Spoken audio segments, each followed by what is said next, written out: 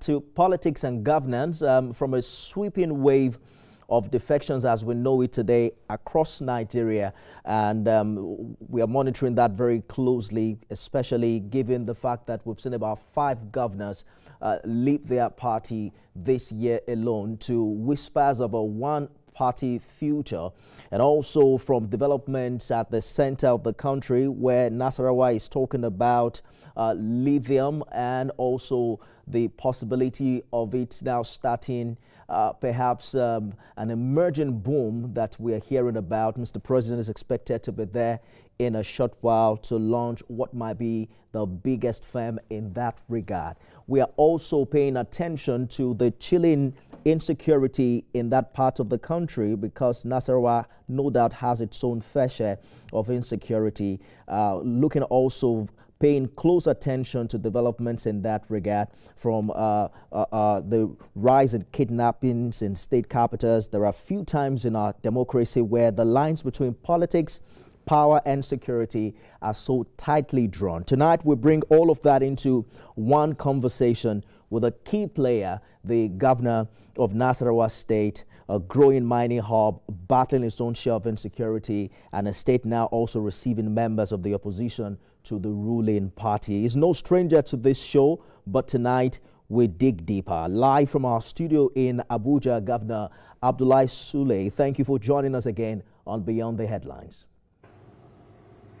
Thank you very much for having me. Thank you.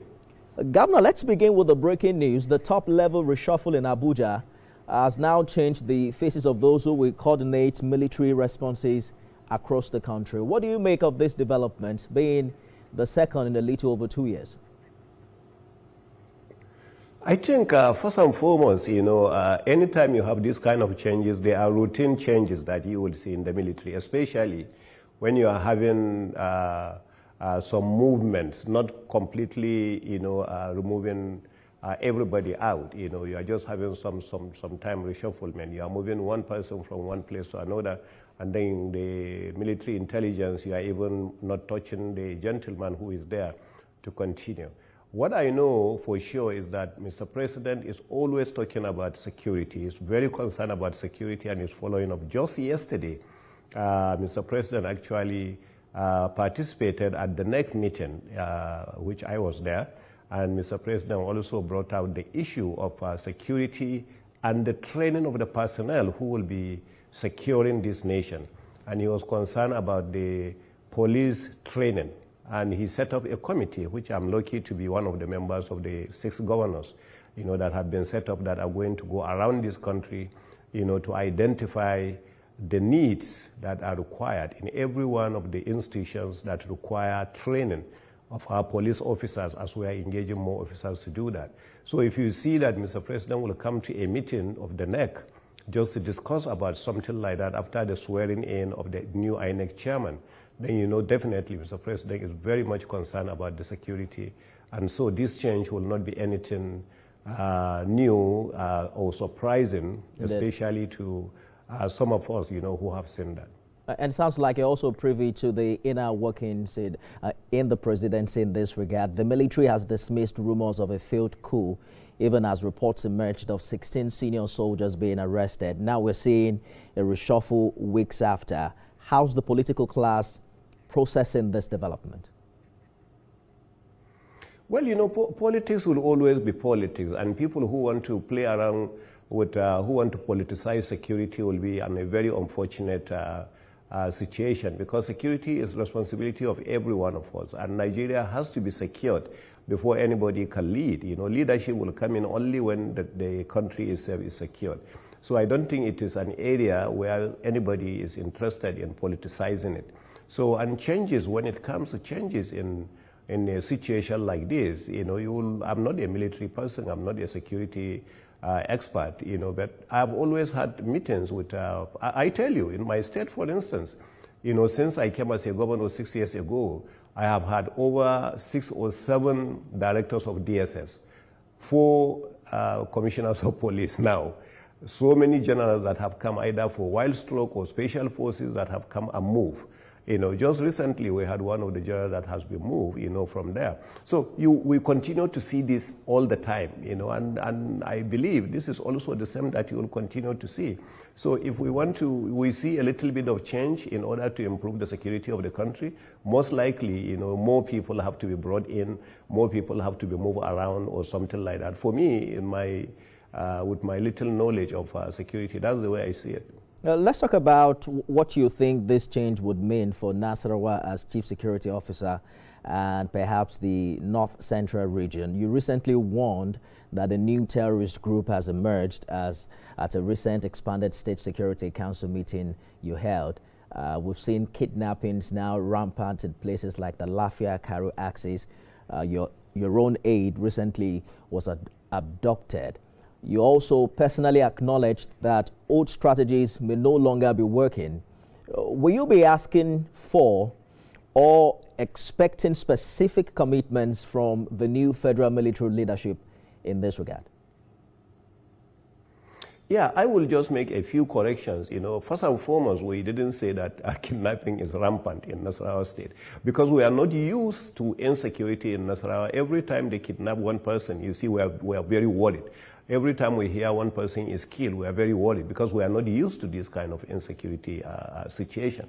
So it can go for a whole 2 weeks, 3 weeks without any kidnapping. But then 2 days, 3 days in a row, you can hear some kidnapping, and then we get worried, and then we get panicking. So for us in Nasarawa, every time we have situations like that, we come together, and then we don't say that the current plans are not working. Instead, we say we have to review what we are doing, and we have to improve on that. And in most cases, it's provision of more equipment that is required, improvement of the technology we are using for security, engaging more personnel, engaging more other stakeholders, to do that. So those are the kinds of things we do. So those ones are reviewing and improving our security architecture. It's not necessarily saying that what we are having is not working. Now, going back to your point, what are we expecting from the current people who are there? As I said, the CDS, the new CDS is actually not a new person. In fact, he was in Nasarawa recently, and he came in because there was a movement of an institution, of the military from one of the states in the east, in the northeast, down to Nasarawa State for training.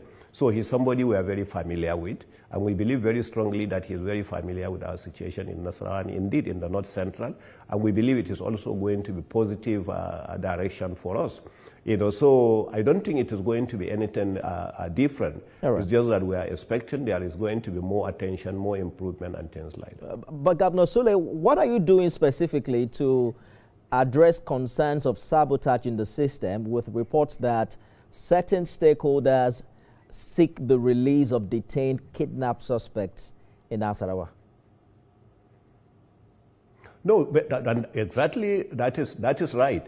In fact, that's the whole essence of the last meeting we had. Because the last meeting we had, we were informed, sometime from the social media, sometime from text messages, that you will hear that some kidnapped victims that were taken to detention, of the police were released. So, of course, we had to invite the head of the CID division, the police officers in charge, everything, and sit down and say, hey, this is the problem we are facing. What are you saying? And then they also complain that sometimes they are not the one releasing them.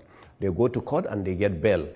So we now invited the judges. In fact, we invited the CJ, to be part of the meeting. She was part of the meeting, our chief judge of the state. And then we discussed that. And now there is more synergy between them.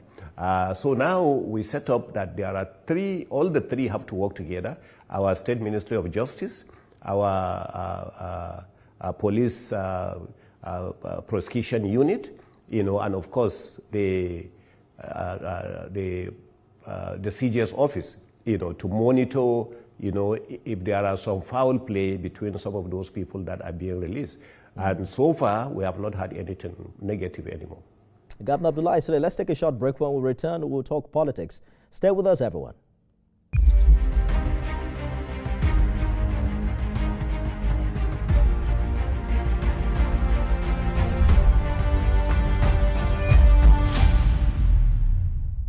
Governor of Nasarawa State, Abdullahi Sule, thank you for staying with us on Beyond the Headlines. The political map this year has taken a different shape. We've seen a handful of your brother governors leaving their parties to join yours. APC now has about 24 in my last count. In fact, we had the information minister boasting the other day that your party will get as many as 30 by next year. At what point do we begin to worry that these defections reflect the weakness of our political institutions rather than the strength of the APC? You know, I have mentioned this 1 year ago, and I'm happy that I'm back here discussing about the same issues. What every governor wants to do is to be able to improve the position of his own state, to impact the lives of the people in the state, and to do everything that it takes, you know, that based on the promises that the governor before election has made. Now, what Mr. President has done, you know, because of he is a long-time he is a very experienced politician, you know, is to ensure that he treats all these governors irrespective of political parties. You know, you are supposed to get a certain provision, certain support, certain attention, he gives it to you. So it ties the governor not to be able actually to cooperate. The governors are seeing more resources today, and each time I say that, sometimes it's misunderstood by some of my colleagues. And because I was a governor during another administration, and I'm a governor now, yes, I'm aware of inflation. Yes, I'm aware that inflation went as high as 30-something%, and now it's down to less than 20%. And now I'm aware that the direction the economy is going, most likely we may end up in the next 1 to 1.5 years into a single-digit inflation. So these are things I'm very familiar with. So when I'm talking from that point of view. So every governor in this country today, and I said that 1 year ago, you know, that is receiving more resources. The federal government itself is receiving more resources. The local government councils are receiving more resources than what we used to have. And based on what we used to have, the governors are able now to freely operate. And I always give example of my own state that I know. Since I came, you know, in these last 2.5 years, I have not borrowed a penny, yet I have done more projects in these last 2.5 years than I did in the first 4 years. And I hear you clearly, Governor. Allow me to jump in just for a minute. Yeah. You know, we've had this conversation a couple of times, and I understand your position on this matter.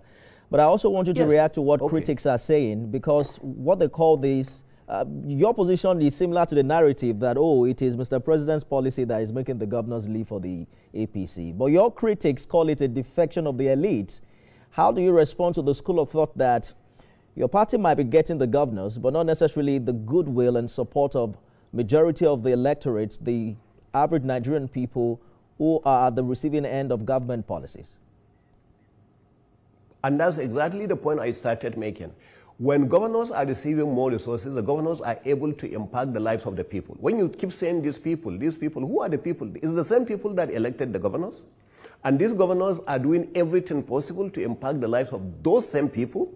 The governor is not doing anything to impact the life of his family. It is the same people that we are talking about. If a governor is doing something, a project, is doing an empowerment, is doing some human capital development, is providing better health care, is providing better education, is for the people, it's not for his family. You know, and it is the same people that they are talking about. So if the governor is making the life of the people better, how are now going to say that, oh, what the governor is doing, he is the only one moving? Now, you go to some of those states. Yesterday, I was with one of the governors, my dear friend Peter Mba. When he moved along with all his people. The Governor Sharif from Delta, when he was moving, I was there. He moved with all his people. So which people are you talking about? I think that's the idea. And I'm hoping that, Governor Sule, I'm actually hoping that the people can corroborate with you across the length and breadth of Nigeria that with this improved revenue have also accompanied improved quality of life. But let us talk politics for a minute. Your colleague in Bayelsa, Doye Diri, left the PDP about 10 days ago, but is yet to formally join another party. Do you think he's growing cold feet to join your party, the APC? Our arms are open, and we're waiting for him. You know, I don't see him going anywhere else. I think any which way is up. You know, you remember the movie. I don't think he will leave PDP to go to another party other than APC. You know, and I don't think there is anything like that. But there is no pressure. You know, and I don't think we are going to be a one-party country. You know, there is nothing close to that. I do know I have a few friends who are in the opposition who I know, based on their conviction, they are not likely going to come to APC, and we agree to disagree. There is no problem about that. But even them talk positively about the APC and what the president is doing. It's just that the situation is a little bit different, because you mentioned Peter Mba. I was in Enugu when he defected, announced that he was leaving the PDP and also joined the APC, and we saw APC stakeholders there handing him over his registration slip. Some read Bayelsa State Governor silence as hesitation or cold feet. You mentioned that your arms are open wide, but can you confirm his impending defection is to the APC? No. I can't confirm that. I'm not in his mind. You know, I can't confirm. I'm not the national chairman of the party either for me to confirm that. You know, but I do know he's a very good friend, and he's somebody who has always worked. I wanted to ask him that yesterday, but unfortunately, his deputy was the one who came to the meeting yesterday, the next meeting. He wasn't there. You know, so it's those kind of areas that you have to be able to talk to people, but he wasn't at the next meeting yesterday. So I don't have a direct answer to give you yes or no. But I can tell you, you know, like I said, you know, every which way is up. I cannot see him going to, which other party can he go to, you know, after leaving the PDP? There are many parties. There's the new ADC, there's SDP, there's Labour Party. In fact, we have tens of them. But let us bring this home to Nasarawa, Governor Sule. You recently welcomed Senator Wadada into the APC. You also now have about 15 members in the House of Assembly. But the other two senators are still in opposition. Do you see anything change, sir? No, not at all. And just like we are seeing at the national body, we are also seeing that at the state. Remember, we started only with 9 members of the House because of all the challenges we had in Nasarawa. You know, Nasarawa Plateau had huge challenges during the 2023 elections. So it was very, very difficult a situation to manage. No cash to do, nothing whatsoever. We had all the challenges. But at the end of the day, today we have 15. So we have a very comfortable number of the members of the House of Assembly. But more importantly is that all of them, all the 24 of them are working together as a team. You know, every time they come to me as a team, and some of us are copying what Mr. President is doing. I treat every one of them as representative of the people, irrespective of their political parties. And so freely they are coming, and we expect also more coming in Nasarawa State. And in the same thing, the one that you will always hear is that of Senator Wadada. But also the gentleman representing the northern zone, you know, Senator Akwashiki, is just that he is not feeling too good right now. If he was, he will have been another person that is moving into our party. So I think those are the kinds of things that you see. We're just actually replicating what is happening at the national level right there in Nasarawa State. Indeed, and there are concerns about whether or not the APC in Nasarawa has learnt its lessons, that perhaps you may not have given the most popular candidates the tickets, and I'm referring to the senatorial election. You know, that perhaps you have learnt your lessons and you're going to do differently come 2027. But I want to get your thought on, because the big question on the mind of people has to do with people who want your seat come 2027. You know, that number now has reportedly risen to 28. What do you make of that? I am learning from what we did wrongly in the year 2023, and that's why you see that no matter the pressure that we are getting, I refuse to say forward. What I tell every one of them is that I have nothing against any one of you, and every one of you has the capacity, you know, to be a governor of Nasarawa State. But before I will make any statement on my own part or show any support on my own part, it has to be somebody that has the capacity to win election. We are not going to give somebody with the biggest amount of money. We are not going to give somebody with the tallest guy among us or the shortest guy among us. No. We are looking for somebody that cares about the people. The people love that person. The people also will vote for that person. The people, all of you are in APC, so all of you are my brothers and sisters. But I put that aside because I want to win election. So my number one requirement is to win election. So I allow them their own going around, and I'm also hearing, from the people who they like, who they don't like. At the end of the day, that's what we did. So since that's the direction I've taken, you will understand that we are learning from 2023. There's a strong agitation in Nasarawa that power should shift to the west, Nasarawa West. Do you subscribe to that idea? Well, you see, I say that and people misunderstand that, and that's why some of them are making negative statements that they are thinking I have taken position. The idea is that in Nasarawa State, zoning has worked for us. And I am actually a product of zoning. If not for zoning, our zone is the smallest zone with only 3 local government areas with the lowest number of voters. So if not that zoning existed and zoning was favored, I probably would not have been a governor. So at the national level, I was at the center of saying that the North has been there, the late President Buhari, 8 years. Therefore, this must go to the South. And now you have President Asuwaju Bola Ahmed Tinubu from the South. So I cannot be actually a hypocrite. Right. At the national level, I say I believe in zoning. And then at my state level, I say I don't believe in zoning. So people who are doing that are people who it's just self-service. So since I believe in zoning and it has worked and I'm a product of that, if I believe that at the national level, I should also be bold enough to say I believe that at the state level. And it's people who don't like that are just telling you that. So, but That's I'm not the one to make a governor. God Almighty is going to select our governor. But I should be able to say, this is what I believe and this is what I like. At the national level, I believe that. And that's why anybody who wants to be president now from the North, I say, please, I don't think it is the right time. All right. We have been there for 8 years. Please, we should allow Asuwaju Bola Ahmed Tinubu to do his 8 years so that we can have peace, in Nigeria. So that's just my belief. Governor Sule, we're pressed for time. In fact, we have completely run out of time, right? But if you can, in a minute, just mention to us when you're expecting President Tinubu to commission that 6,000 metric ton lithium processing plant. In 30 seconds, if you can. In fact, we expect him any day from now. As far as the factory is there, it's ready. As far as the promoters of that factory, some of them, in fact, had come from China. They are ready. They are waiting.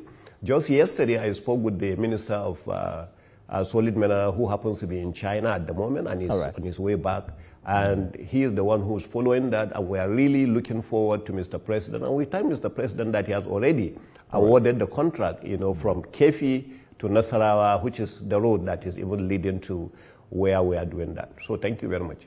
Governor Abdullahi Sule, thank you so much for talking to us on Beyond the Headlines. Thank you so much. That's our show today, everyone. You can watch it again at midnight and 6 a.m. tomorrow. I am Nifemi Ogutoye. Do have a lovely weekend.